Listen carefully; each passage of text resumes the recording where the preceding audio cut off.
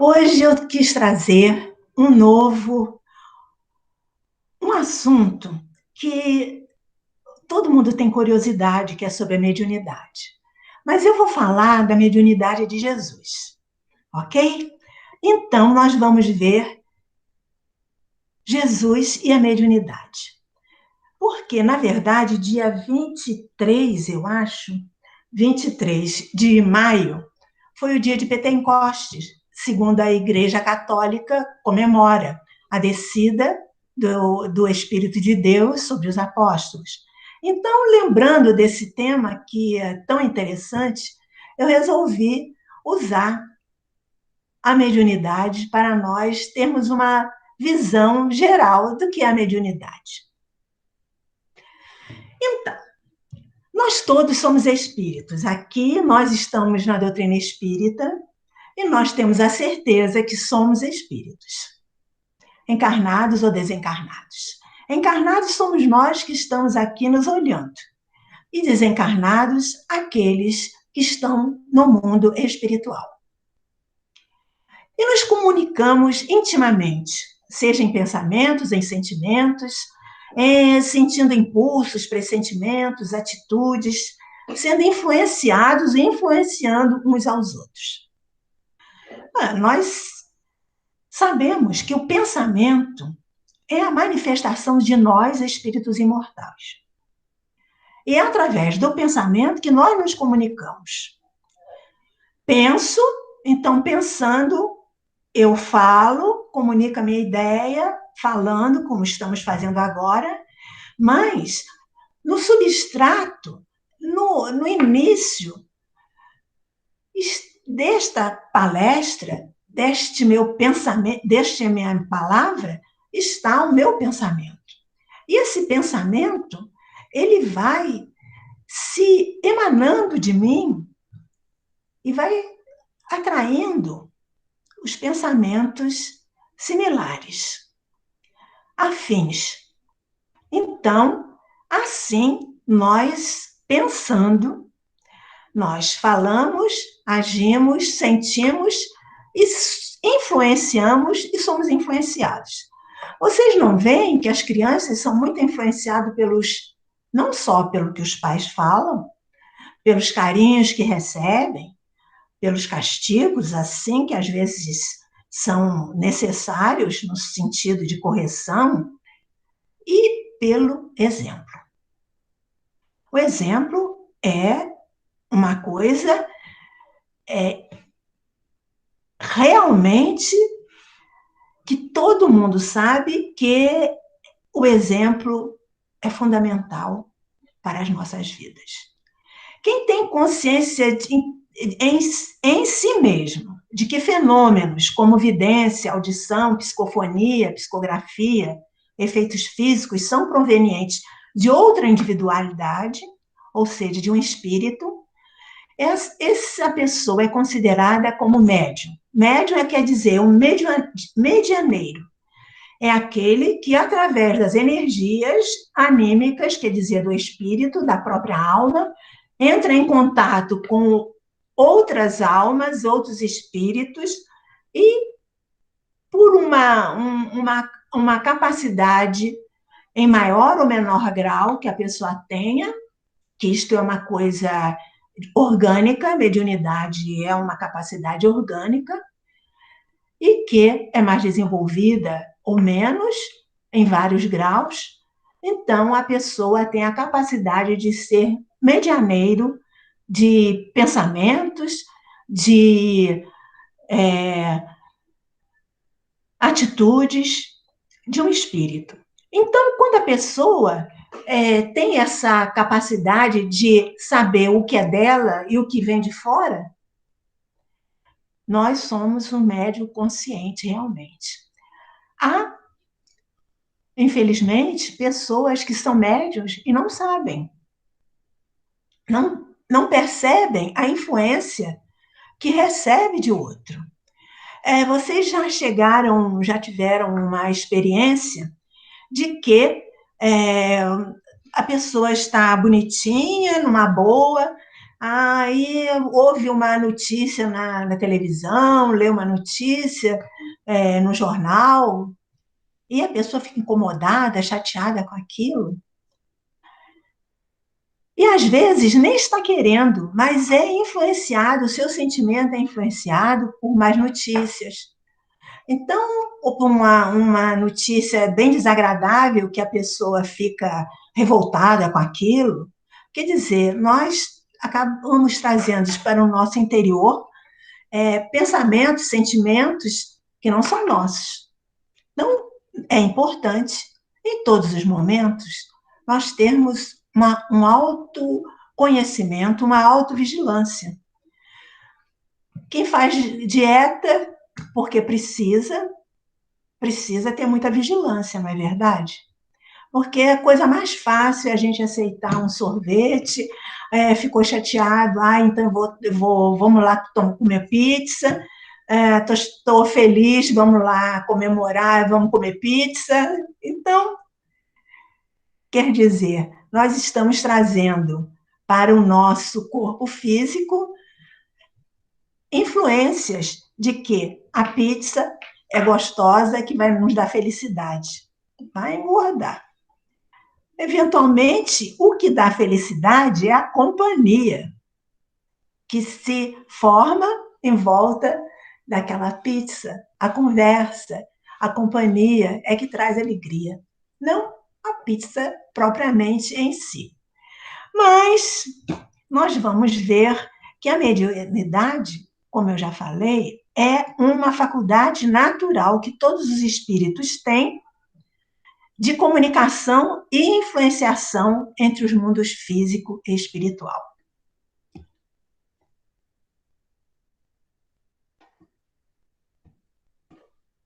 Ué, o que houve aqui que não está baixando? Não tá... Rafa, não está mudando. Não está mudando aqui o slide? Tenta dar um ESC e entrar de novo. E? Travou o computador da senhora. Uai, o que será que aconteceu? A senhora apertou o ESC? Apertei. Foi. Pronto, agora põe no modo de apresentação de novo. Tá vendo? Agora eu vou entrar outra vez no... Outra vez no que eu vou entrar agora? Coloca no copinho de novo. Copinho, vamos lá.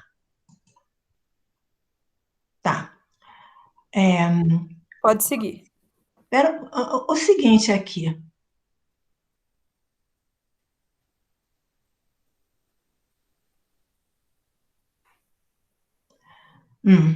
Tá. Bom, então vamos ver. Foi. Agora nós vamos ver que os profetas daquele Antigo Testamento eram verdadeiros médiuns. E eles guiavam e incentivavam o cumprimento das leis, sendo os porta-vozes de Deus para o povo hebreu. Então, aqueles espíritos superiores, que eram os guias, que guiavam o povo hebreu, porque assim como cada pessoa tem um anjo guardião, um anjo da guarda, os povos também têm espíritos superiores que guiam, dirigem a evolução daqueles povos. Vocês sabem que aqui no Brasil, o anjo que é o protetor, que é o guia do Brasil, é o anjo Ismael. Então, naquele livro Brasil, Coração do Mundo, Pátria do Evangelho, fala muito sobre ele. E ele é um anjo muito, muito meigo. Ele é responsável aqui pelo desenvolvimento espiritual do Brasil. Ele chega perto de Jesus e chora. O anjo chora também. Não chora de sofrimento, chora por nós. Porque nesse livro conta que o anjo Ismael, cada vez que vê uma coisa que não está indo bem, ele vai lá para Jesus e vai se lamentando e vai pedindo a Jesus para dar uma mãozinha aqui, com o maior carinho, porque tem carinho por nós. Nós somos, por assim dizer, os afilhados espirituais do anjo Ismael. E lá, o povo hebreu também tinha o seu guia. E o guia, o orientador do povo hebreu, se apresentava como Deus. Então, era Javé, Deus do povo hebreu. Então, os profetas que entravam em comunhão, que recebiam aquela energia, aquele contato tão elevado, nós temos, em primeiro lugar, o maior médium do Antigo Testamento, Moisés, que todo mundo conhece o Êxodo, né? Tomou a frente, enviado por Deus para tirar o povo daquela situação de praticamente escravidão, de uma servidão, de muito sofrimento. E junto dos hebreus, muitas pessoas de outros povos também foram embora com Moisés. Então, os profetas eram os verdadeiros médiuns daquela época. Eles sempre traziam a vontade de Deus, vamos dizer assim, para o povo. Sempre chamando atenção para eles andarem na lei divina, para respeitarem as leis de Deus, trazidas por Moisés, que recebeu os 10 mandamentos. Esses 10 mandamentos, todo mundo conhece, Moisés recebeu das mãos de Deus. Esta materialização de um objeto que vem do mundo espiritual é um fenômeno muito interessante. Do mundo espiritual, eles, pelos espíritos superiores, pelo poder do pensamento, eles materializam aquilo que eles querem. Então, foi materializado naquelas tábuas de pedra as leis que o mundo espiritual desejava que fossem respeitadas pelo povo hebreu como um modo de colocar ordem para todos. Aquelas leis divinas que estão ainda no nossa consciência, que não estavam assim perfeitamente esclarecidas, fortalecidas e em plena execução, foram, por assim dizer, sacramentadas nos 10 mandamentos. E assim, todo mundo sabendo, todo mundo conhecendo, não tinha nenhuma desculpa para não cumprir. Pois é. Então, Moisés proibiu o intercâmbio mediúnico. O intercâmbio mediúnico é este contato com o mundo espiritual. Por quê? Porque naquela época, as pessoas que vieram lá do Egito, como eu disse, veio o povo hebreu e mais outras pessoas de outras raças que estavam misturadas ali, que aproveitaram a oportunidade para sair também do Egito. E essas pessoas tinham outras concepções religiosas. Tinham uma concepção assim mais supersticiosa, de adivinhos, de magia. Então, essas práticas eram muito feitas a troco de nada, às vezes até com sentido negativo, cheia de superstição. Tinha os ritos pagãos e aqueles ritos até de sacrifício humano. E isso foi veementemente combatido por Moisés. Vocês lembram até o tal bezerro de ouro? Moisés estava lá recebendo, em contato lá com o mundo espiritual, quando ele desce com as tábuas da lei, todo mundo lá disse que achou que ele estava demorando muito, então foram adorar um ídolo pagão, que era o bezerro de ouro. Então Moisés fica bravo e acaba quebrando as tábuas e depois elas foram outra vez restauradas. Então, como o povo estava assim ainda muito rebelde, porque eles estavam vivendo uma vida de sacrifício lá no Egito. Queriam sair de lá para vir para Canaã, aquela terra prometida, de onde eles tinham vindo. Mas estavam muito rebeldes. Então, o Senhor disse a Moisés: o Senhor aqui vamos colocar como Senhor Deus, como Espírito protetor, nesse sentido. Porque ninguém, nós aqui na doutrina espírita, em nenhum momento vamos acreditar que Deus, aquele Deus da pergunta número 1 do Livro dos Espíritos, veio conversar com Moisés, né? Não. É um representante, é um ser imaterial que não se vê, mas que se ouve, que se manifesta a Moisés. Então, Moisés já estava aborrecido e aquele povo muito rebelde. Então, o Senhor disse a Moisés: traze-me 70 homens influentes perante o povo.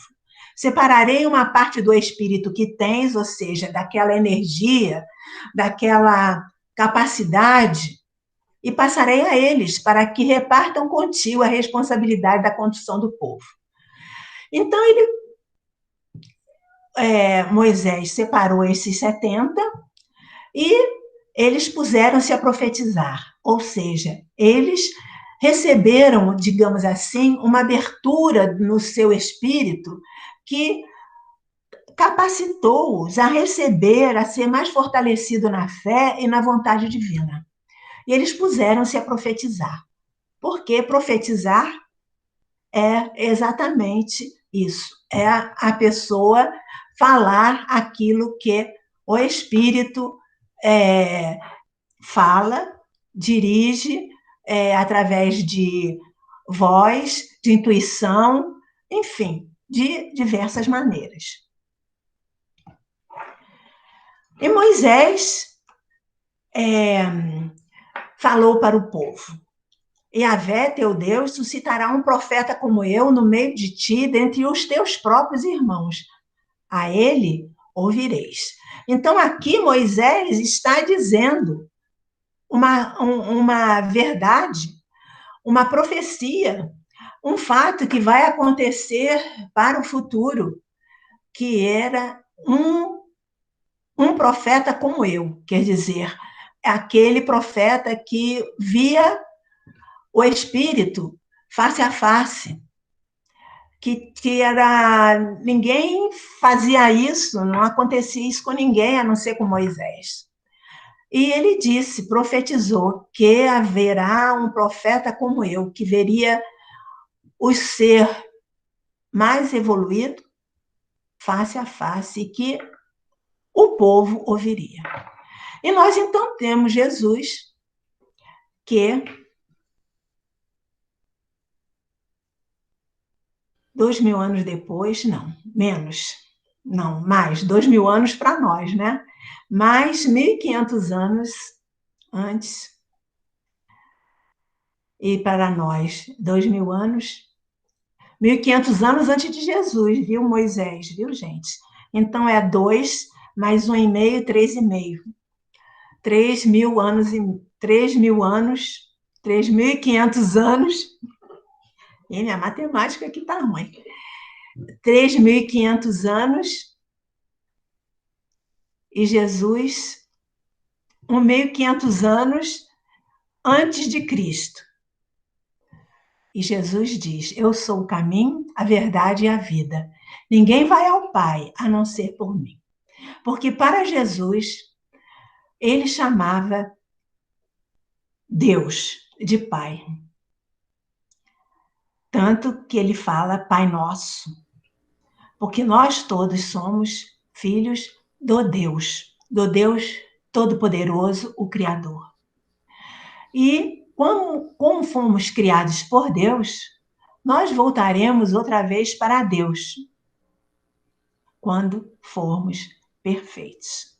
Então, Jesus, que é um espírito perfeito, segundo a doutrina espírita, ele diz que ele conhece o Pai e fala do que o Pai quer que ele fale. Porque ele diz, eu e o Pai somos um. Então, muitas pessoas em outras religiões acham que Jesus é Deus. Jesus não é Deus, que Deus é só um. Mas Jesus é um espírito muito evoluído, puro, e que por isso ele diz que conhece o Pai. Porque na pureza dele, ele sabe quem é Deus e conhece Deus. Jesus liberou a mediunidade, porque assim como Moisés disse que aquela mediunidade não deveria acontecer, aquela mediunidade, aquele comércio com os espíritos inferiores, sem nenhuma ordem, sem nenhuma regra, fora daquele grupo dos 70, hoje Jesus, quando veio, liberou a mediunidade. E liberou como? Liberou para os apóstolos, primeiro, mas dizendo que todos nós sofremos a influência dos espíritos bons ou maus. Dando exemplo, Jesus falava com o Pai, ele orava, se afastava de todos e orava e se encontrava com o Pai pelo pensamento, pelo sentimento, ensinando e orientando os discípulos na prática mediúnica, ensinando como é que faz direitinho, incentivando-os a eles também a usarem a mediunidade para o bem, recomendando o seu uso sem interesse e anunciando o batismo de um Espírito Santo e prometendo um Consolador. Então, vamos ver um exemplo da influência boa ou má dos espíritos. Jesus está com Pedro e com os outros espíritos e pergunta para os discípulos: quem o povo diz que eu sou? Aí Pedro toma a frente, Pedro muito disposto, muito fiel a Jesus, ele diz imediatamente: tu és o Cristo. Aí Jesus vira para ele: bem-aventurado és, Simão Barjonas, porque não foi nem a carne nem o sangue quem te revelou, mas meu Pai que está no céu. Então, Pedro teve aquela influência dos bons espíritos para dizer, proclamar que Jesus era o Cristo. Aí Jesus disse: pois é, eu sou o Cristo. Quer dizer, bem-aventurado, você captou a mensagem dos bons espíritos, a mensagem do meu Pai Celeste. Muito bem, você é bem-aventurado. Mas, olha, vou dizer para vocês, eu vou sofrer muito. Nós vamos, daqui a mais um tempo, para Jerusalém, e eu vou ter que me sacrificar para mostrar a verdade. Onde está a verdade? Aí o Pedro, que disse que ele era o Cristo: ah, Senhor, que isso? Isso não pode acontecer. O Senhor sofrerá para demonstrar a verdade? Ah, mas isso não pode acontecer. Deus não vai deixar, o Pai não vai deixar. Aí Jesus vira para ele na mesma hora e diz: afasta-te de mim, Satanás. Não sabes das coisas de Deus, mas somente das coisas dos homens. Olha, gente, quando ele reverbera contra Pedro, na mesma hora que elogiou, que ele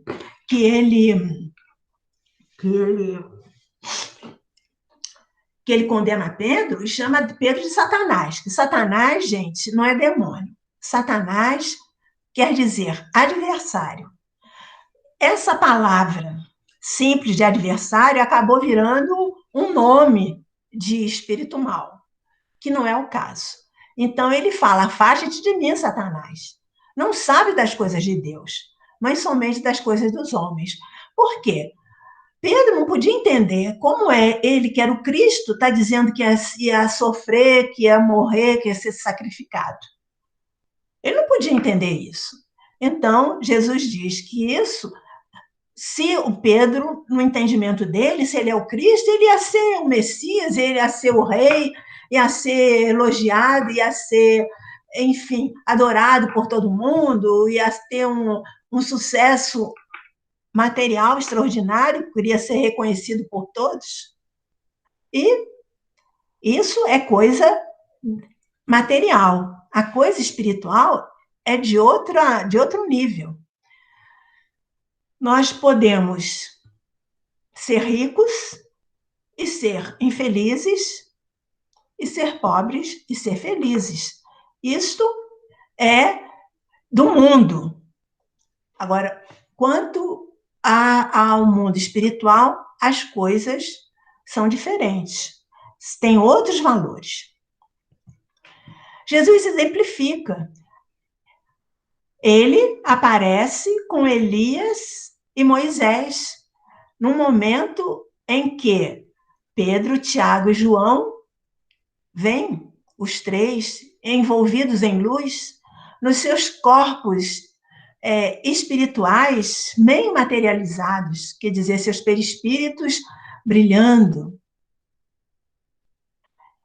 Jesus exemplifica, ele está com os outros espíritos que já morreram, mas está sempre em contato. Uma outra oportunidade, Jesus vai com os discípulos para Decápole, que é uma parte ali de em volta do lago Genezaré, que a Decápole é pagã, não é judaica, é de outras religiões consideradas pagãs. E o que acontece? Aparece um rapaz que vivia no cemitério, não se vestia, não comia, era uma coisa horrorosa, vivia assustando todo mundo e gritava, aterrorizava as pessoas. E Jesus chegou perto dele e o rapaz se expressou para Jesus: "Que queres de mim, Jesus? Não me atormentes." E Jesus pergunta: "Qual é teu nome?" E o rapaz fala: "Meu nome é Legião, porque somos muitos." Então Jesus ordena que eles se afastem do rapaz. Imediatamente, aquela legião de espíritos sofredores, infelizes. Aí tem um detalhe no Evangelho que diz que eles pediram para entrar nos porcos. E com isso se afastaram do rapaz. Olha, nós na doutrina espírita sabemos que os animais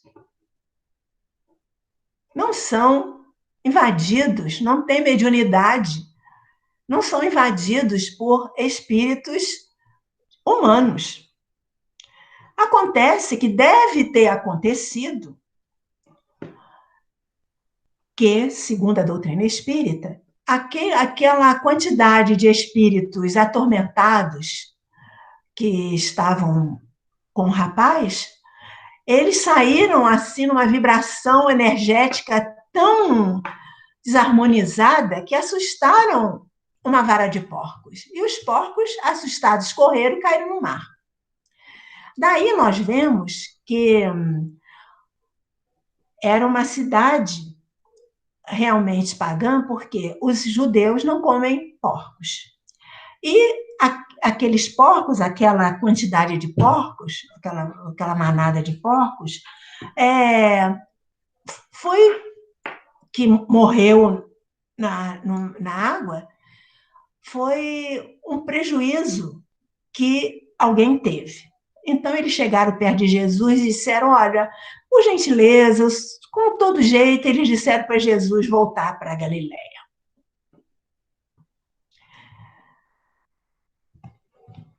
Então, Jesus foi ensinando e orientando os discípulos na prática mediúnica, dando-lhes poder, ou seja, despertando-lhes a mediunidade, expulsando os maus espíritos, curando os doentes do corpo e do espírito, vivendo segundo o mandamento de amor, esclarecendo e encorajando a resistência ao erro, induzindo ao arrependimento pelo convencimento, impondo as mãos para conforto e acolhimento das pessoas, atuando pelo pensamento mesmo à distância, que é o que acontece quando nós fazemos o P3, o P1, o P2, o CH. Todos esses passes são feitos, são impondo as mãos e através da oração, pedindo o auxílio dos espíritos bondosos para o acolhimento, a cura, a orientação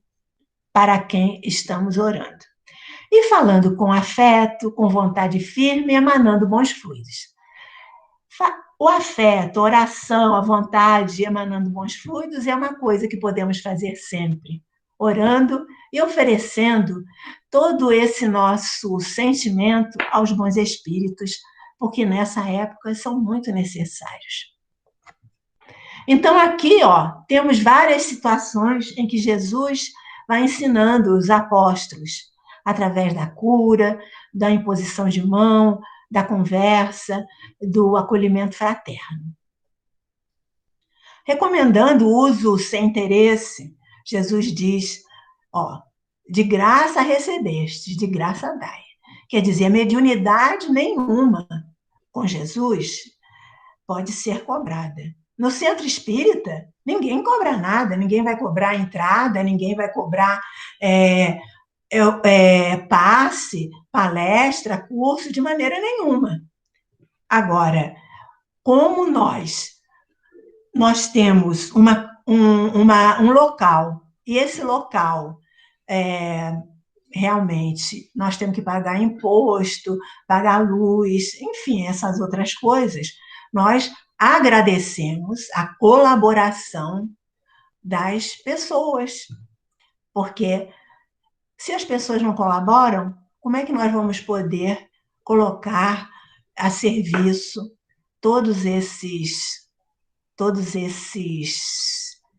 não é a nossa, não é o estudo, não é nada, é o mundo material exigente ali que de graça a gente, infelizmente, as coisas materiais não são de graça.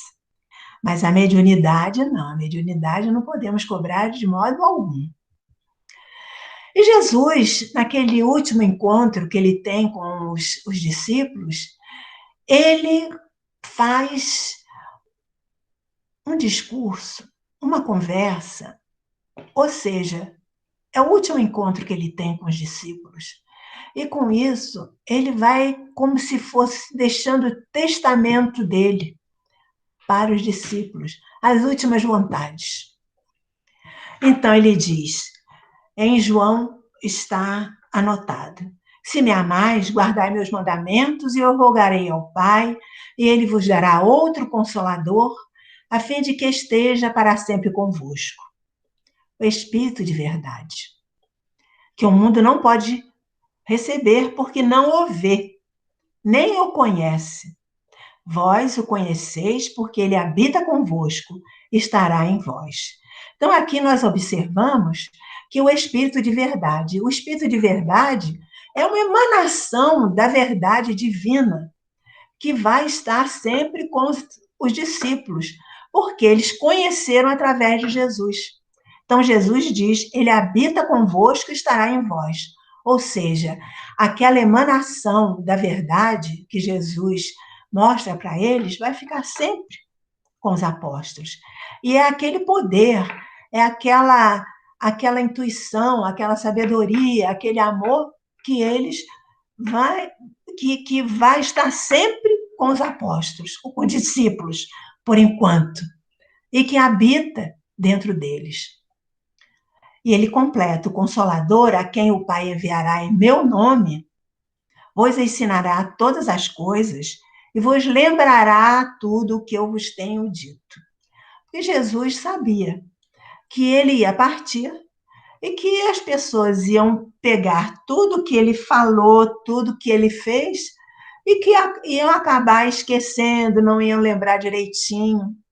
Então, Jesus diz que enviará o Consolador, que o Pai vai enviar o Consolador em nome dele. Bom, Jesus morre na cruz, é enterrado, quer dizer, enterrado é o modo de dizer, porque lá eles não colocam na terra, né? Colocam ali naquela sepultura, naquela gruta, e após 3 dias, Jesus ressuscita. O que é ressuscitar? O corpo dele se desintegra, o corpo físico de Jesus desintegra. E ficam as marcas naquele lençol que nós sabemos hoje em dia é o sudário de Jesus, que está sendo muito estudado e comprovado que houve uma radiação ali nuclear incrível que marcou o sudário. E que esse sudário que eles estão estudando mostra exatamente a figura do corpo de Jesus, com todas as suas marcas, exatamente, e que aquele corpo desintegrou, deixando a marca, mas que Jesus continua aparecendo no seu corpo espiritual, se materializando perante os discípulos. Então, depois da ressurreição, Jesus passa 40 dias em aparições aos discípulos para dar os últimos ensinamentos, para mostrar que não há morte, só há vida, e que nós temos de nos manter sempre unidos com uma união real de afeto e de acolhimento de uns para com os outros, sempre no sentido de fazer o bem. Então, Jesus ainda diz que os discípulos que ficassem em Jerusalém, até que, conforme a promessa do Pai, que eles fossem batizados com um Espírito Santo. E complementa: recebereis poder e sereis minhas testemunhas por toda a terra. Isto está em Atos. Então, como foi que aconteceu isso? Jesus continua falando. Ide a todos os povos, anunciando tudo que vos ensinei. Quanto a mim, estarei convosco todos os dias, até a consumação dos tempos. Então, Jesus promete que estará sempre com os apóstolos. Ou seja, com cada um, ele estará sempre junto. E aí aconteceu que eles estavam no cenáculo, no dia da festa de Pentecostes, que era uma festa comemorada pelos judeus, que é uma festa de agradecimento, de alegria, pelas bênçãos de prosperidade da colheita, os discípulos receberam o poder do Espírito Santo. Então, aconteceu que houve um barulho, eles estavam orando todos juntos, houve um barulho, uma ventania que chamou a atenção de todos. E eles olharam assim uns para os outros e observaram que, assim, como se fosse na testa, na cabeça, tinham umas luzes. E que eles, então, se sentiam assim empoderados, se sentiam fortalecidos. E Pedro tomou a frente de todos, saiu do cenáculo, que era aquela sala que eles estavam unidos, orando, saiu pelo Senado e vem para a porta e fala para as pessoas que estavam ali, todas assustadas com aqueles barulhos e com aquela ventania, então que diz que, olha, a promessa é para toda a humanidade. A promessa do Espírito que vem, que vai trazer a felicidade, vai trazer o fortalecimento no caminho do bem, da paz, do amor, é uma promessa para toda a humanidade. E ele foi falando uma porção de outras coisas que está em Atos, esse discurso de Pedro.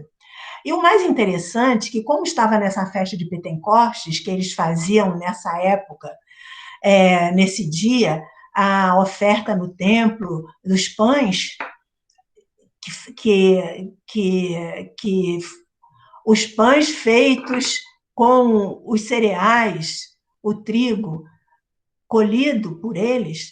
Então, essa oferta dos pães era um agradecimento no templo para a colheita tão ampla. Então, vinha nessa época de Pentecostes, judeus de todas as localidades. Então, vinham judeus da Pérsia, de outras regiões, e eles ficaram impressionados, porque cada um ouviu na sua própria língua tudo o que Pedro falava. E isto daí é interessante acontecer, por quê? Porque justamente ouvir na própria língua é como se Pedro, na mente dele, ele falasse e pensasse tudo aquilo que ele estava dizendo de uma maneira tão forte, que é como se ele tivesse, eu vou fazer uma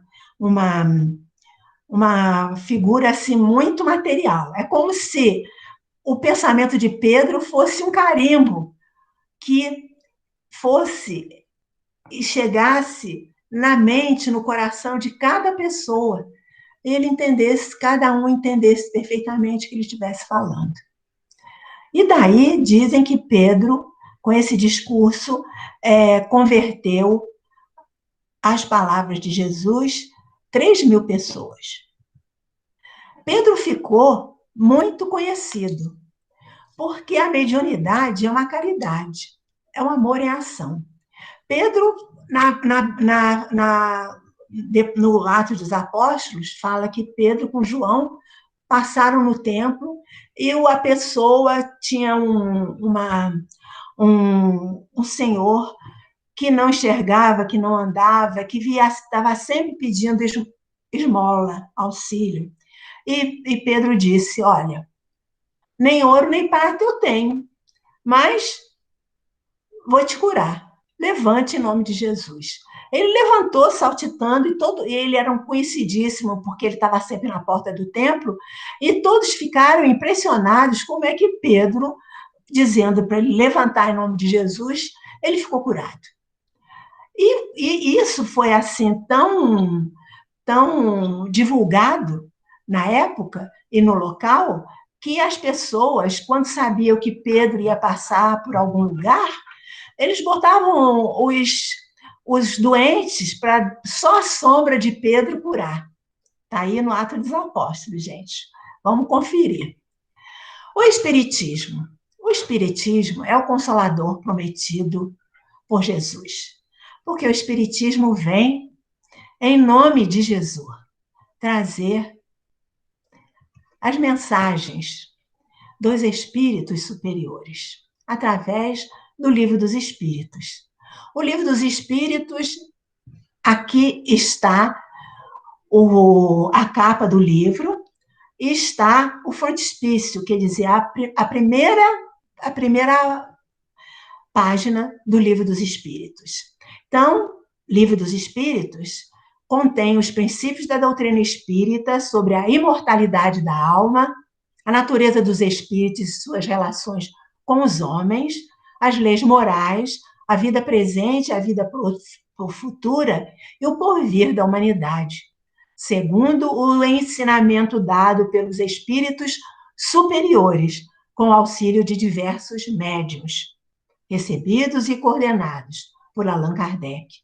Então, nós sabemos que todas essas mensagens do Livro dos Espíritos, esses ensinamentos dos espíritos superiores, vieram através de diversos médiuns. Esses médiuns, alguns médiuns, quando foram instruções dos espíritos específicas, no final dos capítulos nós temos, mas diversos médiuns que receberam esses ensinamentos que Kardec cotejou. O mesmo assunto, mensagens de diversos médiuns, de diversas cidades, de diversos países, Kardec cotejou e escreveu escreveu o Livro dos Espíritos, que é uma condensação e uma coordenação feita por Kardec a partir das perguntas que Kardec fez sobre vários assuntos filosóficos e de interesse para nós, homens. Então, caminhando de par com o progresso, o Espiritismo jamais será ultrapassado, porque se novas descobertas lhe demonstrassem que ele está em erro acerca de um ponto qualquer, ele se modificará nesse ponto. Se uma verdade nova se revelar, ele a aceitará. Depois disso, nós temos o Espiritismo Experimental, o Livro dos Médiuns ou Guia dos Médiuns e Evocadores, que é uma continuação do Livro dos Espíritos. No Livro dos Médiuns, há o ensinamento dos espíritos sobre a teoria de todos os gêneros de manifestações, os meios de comunicação com o mundo invisível, o desenvolvimento da mediunidade e as faculdades e obstáculos que se pode encontrar na prática do espiritismo. E Kardec coloca lá embaixo: temos nos esforçado para que o espiritismo siga o caminho da moral evangélica. A bandeira que levantamos bem alto é do espiritismo cristão e humanitário, em torno da qual já temos a alegria de ver tantos homens reunidos em todas as partes do globo. Eles compreendem que aí está a âncora da salvação, a salvaguarda da ordem pública. Agora eu quero fazer só um reparozinho ali. No Livro dos Médiuns, Kardec, quando começou dando a continuação do Espiritismo, da doutrina espírita, Kardec fazia, na Sociedade Parisiense, ele fazia evocação dos espíritos, como observação, como teste, pesquisa filosófica e espiritual. Mas a doutrina espírita, em nenhum momento, aconselha a que nós, médiuns, nós, estudantes do espiritismo, saiamos por aí evocando espíritos. Kardec fazia isso como uma pesquisa fundamentado e apoiado nos espíritos superiores que estavam abrindo a mediunidade de modo metódico, a fim de que não houvesse justamente erros e oportunidades, como a Kardec mesmo fala, as dificuldades e obstáculos que se podem encontrar na prática do espiritismo. E o primeiro obstáculo é com que espírito nós estamos nos comunicando. Que espírito nós estamos evocando? Então, isto é uma coisa muito importante. Em nenhum momento Kardec orienta, em nenhum momento a doutrina orienta que nós vamos evocar espíritos. O Evangelho segundo o Espiritismo, contendo a explicação das máximas morais do Cristo, sua concordância com o Espiritismo e a sua aplicação às diversas posições da vida. Essas diversas posições da vida, eu achava melhor as diversas atitudes que temos de ter nas nossas vidas. Não há fé inabalável senão aquela que pode encarar a razão face a face em todas as épocas da humanidade. Então, nós vemos que é a fé em Jesus que é a base de toda a doutrina espírita. O Espiritismo, como consolador prometido por Jesus, veio usar a mediunidade como instrumento de elevação moral da humanidade. Apresenta a sua finalidade superior, as técnicas corretas e dignas para o seu exercício, a fim de atingir o objetivo da espiritualização do ser, oferecendo a segurança física, psíquica, emocional espiritual. O livro dos médiuns é o guia da prática segura e eficiente, e o Evangelho, segundo o Espiritismo, é o guia da sua realização moral. Jesus é o médium do Pai. Ele declara: eu não falo por mim mesmo, mas o Pai que me enviou diz-me do que falar e declarar. E o seu mandamento é vida eterna. Portanto, o que eu falo, falo como o Pai me falou. Então, nós vemos aí que Jesus assume a sua função de médium do Pai eterno. Ou seja, médium da verdade absoluta, da verdade verdadeira. E ele é médium não só de falar, mas de fazer. Porque Jesus, em todos os momentos da sua vida, ele exemplificou tudo aquilo que ele falava. Ele diz: não vim destruir a lei. O segundo ou primeiro, meu Deus do céu, no Evangelho segundo o Espiritismo, Jesus diz: não vim destruir a lei, eu vim exemplificar. Eu não vim mudar a lei. Ou seja, a lei divina, a lei natural, que está nos 10 mandamentos, é a lei para ser cumprida. E Jesus vem perfeitamente mostrar como é que uma pessoa encarnada vai cumprir a lei de Deus.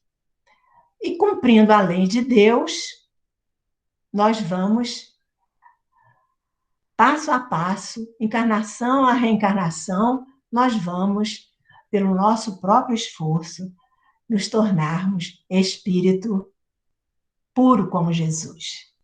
E assim nós estaremos felizes eternamente. O centro espírita é o lugar do intercâmbio do bem sob o olhar de Jesus. Olha só.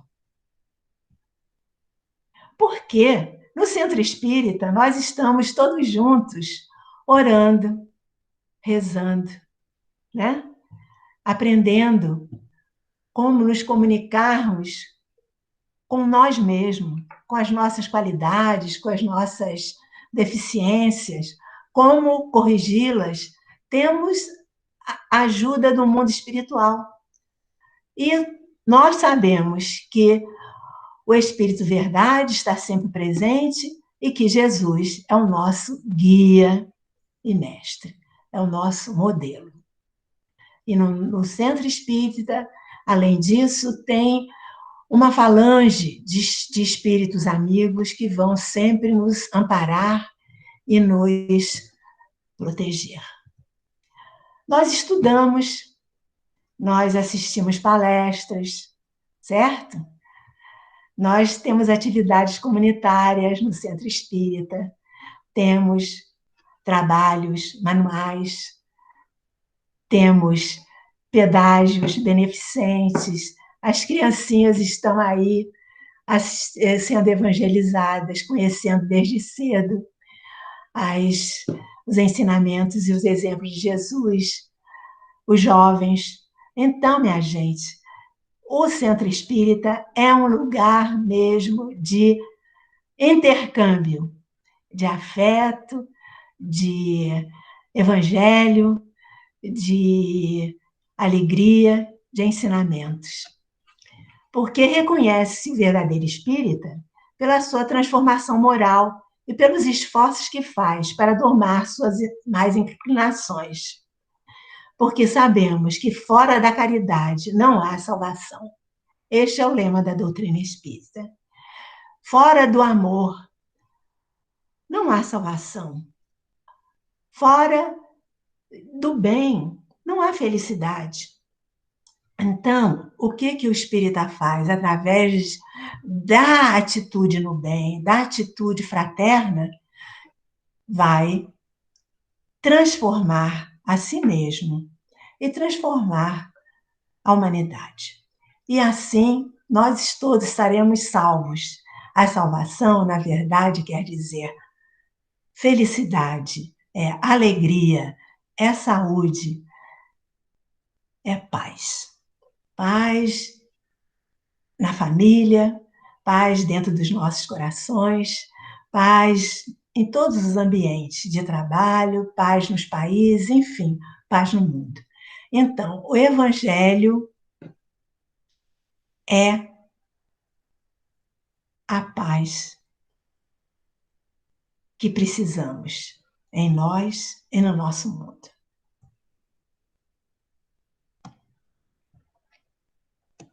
É assim, com essa imagem de Jesus, nós finalizamos a nossa reflexão de hoje, pedindo a Ele que essa paz se faça em nossos corações, que tenhamos paz, que possamos a cada dia emanar essa paz para todos aqueles que estão à nossa volta, através das nossas atitudes, atitudes fraternas, atitudes afetuosas, atitudes sempre voltadas para o bem, percebendo as necessidades das pessoas que estão conosco, as necessidades do nosso país, as necessidades, enfim, da humanidade.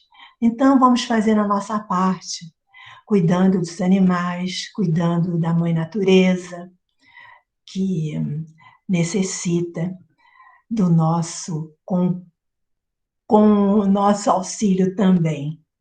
E assim, através das nossas atitudes, para todos aqueles que estão próximos a nós e longe de nós também através da prece, nós queremos ser um instrumento do bem e da paz de Jesus para toda a humanidade. Que assim seja e que Jesus nos abençoe hoje e sempre. Graças a Deus.